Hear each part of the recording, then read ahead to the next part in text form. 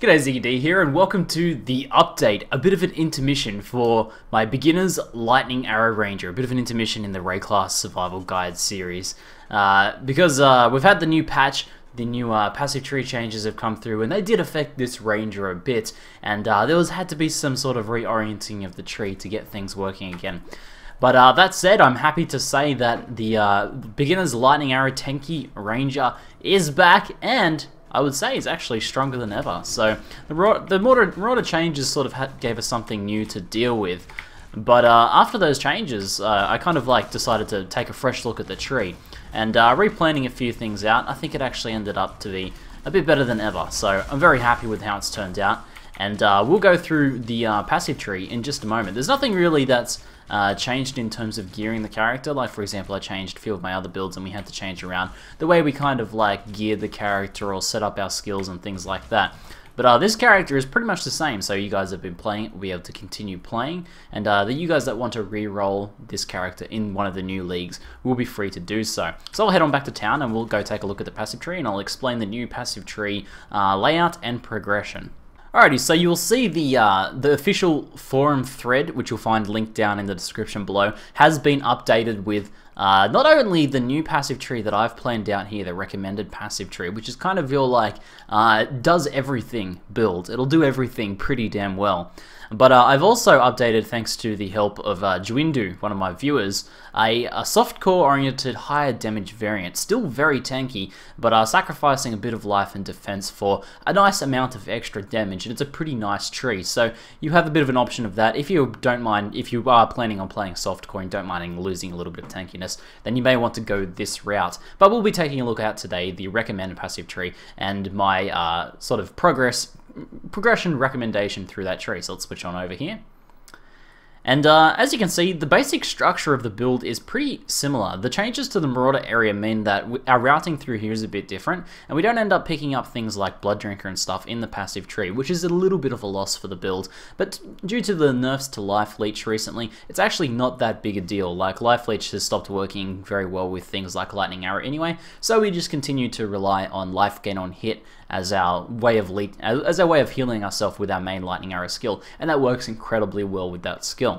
So, in terms of passive tree progression, I recommend heading down this way through the evasion and life cluster. You can grab the attack speed node right at the start there, 8%. Makes leveling feel a little bit nicer. Then I recommend coming down this way and grabbing the life. Now, you can leave this upper section here until a bit later. We get a bit of extra life. We don't need frenzy charges for quite a while, and the extra damage nodes up here aren't really needed just yet. So from there, I come down through, we grab Thick Skin on the way through. You'll probably want to grab the Intelligence node at this point as well to sort of help yourself out with some of the stat requirements on support gems and things like that. And then you can head down through into Iron Reflexes. There's no real reason to not pick up Iron Reflexes at this point straight away. You'll probably be wearing a mixture of evasion and armor gear, and this will just help consolidate it all down into one nice round armor figure. So from there we can head down through, come down through. Now you can grab Golem's Blood at this point, though you might find you have enough life to kind of just bypass that for now. If you're playing in hardcore, I recommend probably picking up the Golem's Blood cluster for now, and then continue on. But if you're playing softcore, you can probably leave that for a little bit longer, and then come back and pick that up later. So from here we head down, you can grab Iron Grip straight away. It'll be a nice little defensive bonus. You can actually pick up Unwavering Stance as you come straight through as well. Since we already have Iron Reflexes, it just becomes a nice defensive buff. And we're pretty much then rushing for Blood Magic. Now at this point, if you haven't already picked up Golem's Blood, you'll want to pick up the Golem's Blood cluster just there, just after you grab Blood Magic. And then from there you want to rush straight to Resolute Technique. You'll probably find, unless you've found some good accuracy gear, you want to grab Resolute Technique straight away.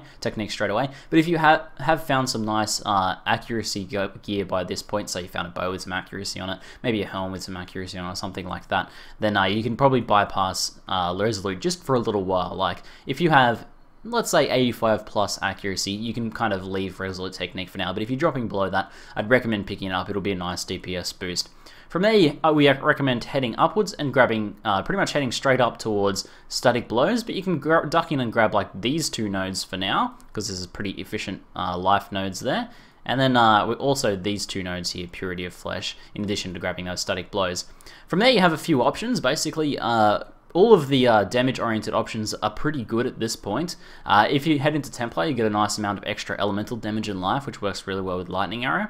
You can also go in and fill out elemental adaptation. I recommend doing this as soon as you are in Merciless with capped resistances. You want to duck in and grab this because this will overcap your resist. So we actually end up a fair bit more tankier now that we can grab this, whereas we couldn't before. And I recommend probably out of the choices of this cluster here, or the Templar cluster if you don't need life, or the Duelist cluster, I recommend going the Duelist cluster first. This one feels the best to get really early on, or at least to go to Acceleration. You can come in through Armor Evasion. This gives you a nice move speed boost by reducing movement penalties from armor. Then Acceleration is a very nice attack speed boost. So you can actually forego these ones for a little while, the Fury Bolts cluster, and instead grab, like, maybe come in through Templar, grab Catalyze if you want. You can just cherry pick whichever areas you want and kind of fill them out as you need, based on how you go. And you might want to start by the round, kind of like the 70-ish mark, starting to fill out at least all of the health nodes, though you can leave the Templar nodes until a little bit later on, and they can help you as you're pushing into endgame maps. So that pretty much covers it. If you guys have any questions, just leave them down in the comments below, and I'll be happy to help you out, or hit up the forum thread. I check that every so often, and I'll update that whenever there are new changes. Now, a few people have asked also about switching over to auras, like making this a mana-based build, and that is something I eventually intend to do. That's like one of what I call your endgame options with this build. I tried to make this as a bit of a flexible build, so it levels blood magic, and the idea of that is to make it simple and very efficient. And then at a later point, you have the option of either keeping with blood magic and just sort of keeping that efficiency and keeping that simplicity. Otherwise, you can respec back to mana. So simply, all you need to do really is drop this one node here, blood magic. And then what you want to do is replace one of your supports, so probably one of your damage supports. Probably, you might need to get a 6-link, I think, on Lightning Arrow for it to be really effective. But you could drop life gain on hit if you're playing in softcore. I wouldn't recommend that for hardcore. But once you get your 6-link, you can add in a blood magic support gem. And same deal with faster attacks. Maybe when you get your 5-link bow, you can put blood magic on that. Otherwise, you can replace added fire damage with it. Just lose a bit of damage and grab that there. And then what you do is you simply link Hatred and Grace to reserved mana. You need around a level 8-ish reserved mana, and then you'll be able to just simply reserve 100% of your mana basically, and as you level up that reduced mana a little bit further, you'll have enough mana left over to use your curses. Otherwise, you can link these extra skills to blood magic as well, so you can use those. And reserving 100% of your mana that way means that although you've lost some damage from losing supports, you kind of gain that back from Hatred. And then you actually kind of get a net positive then from Grace, so you get a nice tankiness boost. So it is one option. It's not like a huge change, but it's a nice end game optimization. You also have other options in terms of going for like a Lionize, respecing out of Resolute Technique and picking up a few crit nodes around the tree.